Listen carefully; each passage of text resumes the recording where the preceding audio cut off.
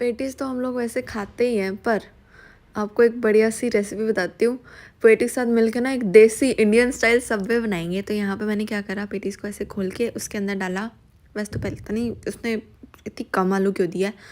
उसको खोल के उसके अंदर मैंने डाली सॉसेस एक दो, फिर डाले प्याज, टमाटर, शिमला मिर्च, कॉर्न्स, मतलब जो आपको सब्जियाँ पसंद है ना सब डाल दो, जो आपके घर में अक्सर ये 3-4 पड़ी होती है। ऊपर से मैंने थोड़े से सॉल्ट, ब्लैक पेपर और ऑरिगेनो, चिली फ्लेक्स, जो आपको मसाले डालने हैं वो डालो। फिर उसके बाद मेयोनीज़ और चीज़ डाली। हल्का सा इसको सेक दो माइक्रोवेव में, ओवन में, या फिर ऐसे ही ढक के। भाई साहब ये देख रहे हो, मतलब एकदम देसी स्टाइल में सबवे बना दिया। ट्राई करके बताना कैसा लगा।